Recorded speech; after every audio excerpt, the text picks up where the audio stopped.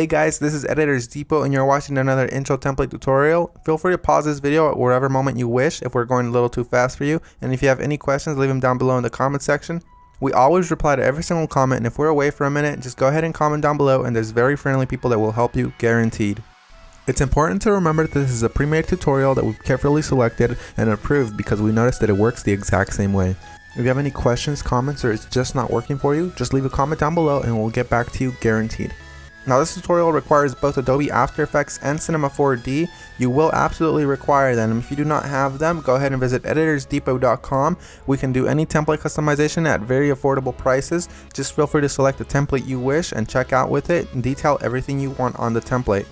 Now that that's out of the way, all you're going to want to do is open up the Cinema 4D file. So here it is, and we already have it open, so I'm going to go ahead and bring it up. And as you can tell, everything is ready to go. All you have to do is replace the text, render, and you're done. Except one little thing, there's sometimes problems that come up with the templates, and I'm going to go ahead and cover them here. Sometimes the audio will be included, and you don't have to worry a bit about that. As you can tell on this template, the audio is included. It's not a problem at all, and sometimes the font is not included. If it's not, all you want to do is of course look for the text layers. They will look a little like this. Select it, and then hit font, and select any font you wish. You can visit designerdepot.net for any font you wish. The first thing you want to do is of course modify one of the text layers. So here it says your. I'm going to go ahead and hover the text after I select it and replace it with editors. I'm going to do the same thing for the second layer behind that one. I'm going to hover the text and write editors. Now that that's done, I'm going to go ahead and render preview. And as you can see, it says editors, everything is 100% fine. You do the exact same thing for the bottom layers. I selected both at the same time. I'm going to replace it with Depot. Once I go ahead and render preview, it looks amazing and I'm happy with it. I'm 100% happy with the colors because it's red and Editors Depot is red, but if you're not happy with the colors, you can simply come down below, double click it, and make any modifications you wish, whether it's make it green, make it blue, or blend it all together and make a little purple. I'm going to go ahead and keep it this way, and I'm going to go ahead and go to my render settings now. Once you're in the render settings, you're going to want to make sure that your width and height is set to 1920 x 1080 if you have a very good computer or decent computer and you have time. If you have a slow computer and you probably don't have that much time, you make sure you set it 1280 by 720. You want to make sure you tick all frames, and then you go to save. You make sure it's as a PNG sequence for a faster render that does not reduce quality at all. And you want to make sure you select file here. Make sure you make a folder for this one render sequence that's alone and empty. Mine is template render, and I'm going to name my every single sequence render. You close that and you begin the render. While it finishes rendering, I'm going to go ahead and open up my Adobe After Effects file and go ahead and get started with that for you guys. As you can see, that says that there's two files missing, so I'm going to go ahead and find them for my computer.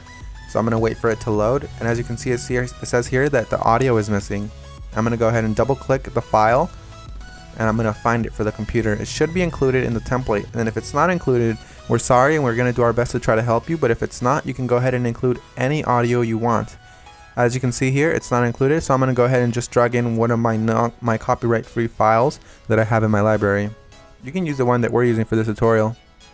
Another really quick tip you can actually follow is just close this, right click the file, and go to rename. You can actually copy the entire name if it still has the original name of the song. Then you go back to YouTube, you paste that there, and you download the file from there. You want to make sure it's copyright free and you're not breaking any laws though. Once you've gone ahead and replaced your song, you're going to want to go ahead and replace the other thing that was missing, which is of course the PNG sequence. It might be a PNG file, .png, or it might be an MP4 file, or anything within those regards, like QuickTime for example. You're going to go ahead and double click it and replace it with your render sequence. I'm going to select the first frame, scroll all the way down just to be safe, and select the last frame. You want to make sure you do the same thing, all while holding shift, so it selects every single one. You make sure you tick on sequence here where it says PNG sequence. You should have that option for Windows as well. You hit open and it will import every single one and it'll make it look like a video. That makes your render much faster and it looks the exact same. So we're 100% done. Assuming you have every single one of the plugins required, you're 100% done, and if you don't, you're going to have a black screen similar to this. But if you do have a black screen similar to this, you're going to just want to make sure you troubleshoot it by turning off or turning back on whatever adjustment layers might be messing up your entire video. As you can see here, all of the adjustment layers, one of them within these messed up the entire render, so I'm going to go ahead and turn them on one by one. That one's fine, that one's fine. Oh, this one's the problem here. So you make sure you turn them back on and you're done. So I had one layer that messed everything up, and that's because I do not have the correct plugin. You want to make sure you fix that, and you want to make sure you don't run into that problem again. And finish the composition by adding it to the media encoder queue. That pretty much summarizes our video, guys. I hope you all enjoyed it, and if you did, remember, drop a thumbs up if you liked it. Drop a thumbs up if you are a fan of us and you like what we're doing. And guys, we really appreciate every single one of you from the bottom of our hearts. We really appreciate every single one of you guys, whether you're liking this video, disliking, or you just left and you didn't even watch this tutorial, guys.